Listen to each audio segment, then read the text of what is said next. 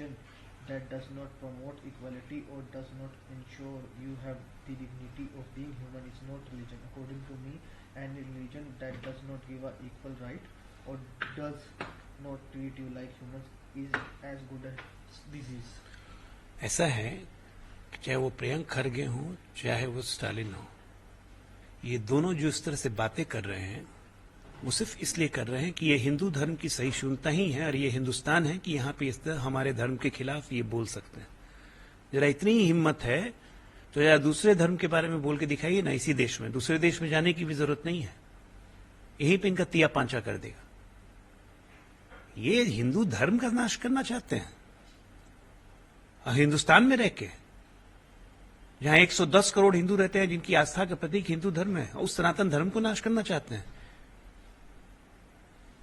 इन लोग को इस देश की जनता जवाब देगी और इन लोगों का इलाज करना बहुत जरूरी है और यही समय है और सही समय है इनका इलाज करने का। वन नेशन वन इलेक्शन पे 31 तारीख को 11 बजे उनके पास कॉल आया था प्रधानमंत्री कार्यालय से, जहां उन्हें बताया कि वो कमेटी का पार्ट है। उन्होंने कहा कि कमेटी जो है रामनाथ कोविंद हेड करेंगे। सारे पेपर्स मेरे पास आ गए वन नेशन वन इलेक्शन को लेकर। मैं पेपरों को देखने के बाद अपना डिसीजन लूंगा। I was asked by an officer not any minister. अब babu was sent to speak me over the phone late night. देखिए, प्रोटोकॉल के तहत उनको सूचना भी दी गई थी और उन्होंने कहा था कि वो सुझाव भी देंगे और उसके बाद किन कारणों से उन्होंने ये निर्णय लिया कि वो इस कमेटी का हिस्सा नहीं होंगे, तो ये साफ है ना कि गांधी परिवार का आदेश आया, राहुल गांधी का आदेश आया। दरबार से जब आदेश आएगा तो दरबारी को तो मानना बाध्यता है, तो अधीर रंजन चौधरी बाध्य है मानने के लिए। इनको इस देश की भलाई या देश की प्रगति से इन लोग को मतलब नहीं है, जो गांधी परिवार कहे वही सही। ये कावेरी वाटर पानी जल विवाद ये काफी पुराना विवाद है और कांग्रेस की सरकारें जब भी रही हैं उन्होंने इस विवाद को सॉल्व करने के लिए कभी कोई काम नहीं किया। भारतीय जनता पार्टी की जब सरकार थी इस मामले में बहुत हम लोग आगे बढ़ गए थे और उसको नियरली हम लोग सुलझा भी लेते, लेकिन तब हमारी सरकार चली गई और अब कांग्रेस शांत बैठ गई है, तो लाखों लोगों का जीवन इससे अफेक्ट हो रहा है। इसलिए बसवराज बोम्मई ने यह कहा है कि इस सरकार को, जो कांग्रेस की सरकार है, उसके पास न नीति है न दिशा है कि कैसे आगे बढ़ना है इस मामले में।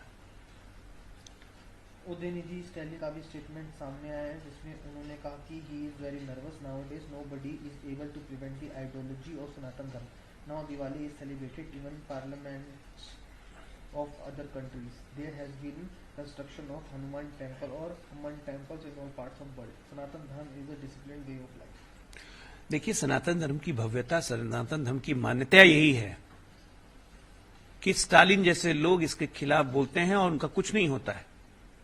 खड़गे जैसे लोग बोलते हैं कुछ नहीं होता है। कांग्रेस पार्टी खुल के हिंदू धर्म के खिलाफ बोलती है और उन लोगों को कुछ नहीं होता है। यही इस धर्म की मानता है कि इतना सहिष्णु है।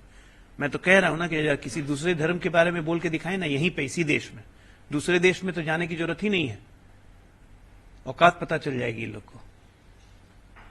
On DMK take back his statement on Sanatan Dharm, BJP MP Nishikant Dubey says Rahul Gandhi and other leaders of India Alliance are silent on this statement of Udayanidhi Staliन. Why?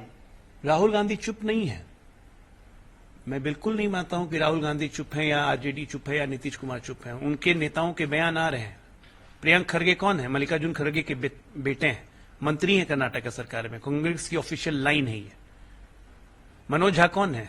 RJD के MP हैं, प्रवक्ता हैं। उन्होंने कहा है कि सनातन में बहुत सारी त्रुटियां हैं। अरे भैया, त्रुटियां हैं तो जाओ छोड़ो सनातन को, क्यों इस सनातन धर्म के पीछे पड़े हुए हो? इतनी हिंदू धर्म से एलर्जी है तो त्याग दें, दूसरा धर्म ज्वाइन कर लें।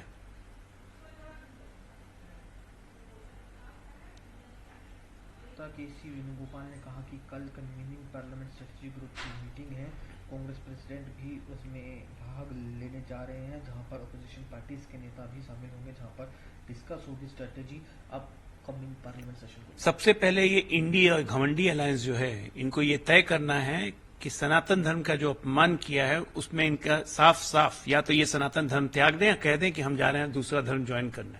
इस मीटिंग में ये एजेंडा जरूर रखें। हिंदुस्तान में रह के हिंदू धर्म का अपमान बर्दाश्त नहीं करेगी यहां की जनता। तो मैं कहता हूं कि इंडिया अलायंस, जो भी उदयनिधि मारन और ये प्रियंक खरगे के बयान से सहमत हैं, वो हिंदू धर्म का त्याग कर दें।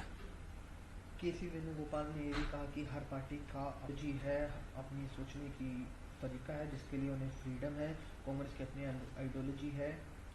हमें लगता है कि हमें उनकी आइडियोलॉजी की रिस्पेक्ट करनी चाहिए। अच्छा, मतलब कोई हिंदू धर्म को गाली दे और हिंदू धर्म को कहे कि खत्म कर देना चाहिए तो इस आइडियोलॉजी की कांग्रेस को इज्जत करनी है। बहुत अच्छे। जरा किसी को वेणुगोपाल को ये बोल दीजिए, इतना लंबा लंबा नाम रखे हुए हैं, वेणु भी रखे हुए हैं, गोपाल भी रखे हुए हैं, तो आइडियोलॉजी को रिस्पेक्ट करते हुए हिंदू धर्म का त्याग कर दें, क्योंकि सनातन तो बहुत खराब है, उसको तो इरेडिकेट करना चाहिए। आखिरी सवाल सर आपसे, चंद्रयान 3 मिशन विक्रम की जो लैंडिंग है वो सक्सेसफुल हो गई। कई objectives intervent of hop experiment on command it fired the engines elevated itself by 40 centimeter as expected and landed safely at a distance of 30-40 centimeter away।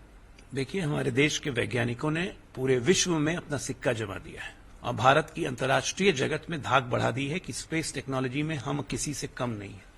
ये पूरे भारत के लिए और हर भारतीय के लिए गर्व का बात है। हमारे वैज्ञानिकों को इसके लिए बहुत बहुत बधाई। चंद्रयान तो कंप्लीट हुआ, अब हम सूर्य की तरफ भी बढ़ चुके हैं, वो भी सक्सेसफुली लॉन्च हो गया मिशन आदित्य। तो इन सब के लिए हमारे वैज्ञानिकों को पूरा देश नतमस्तक है।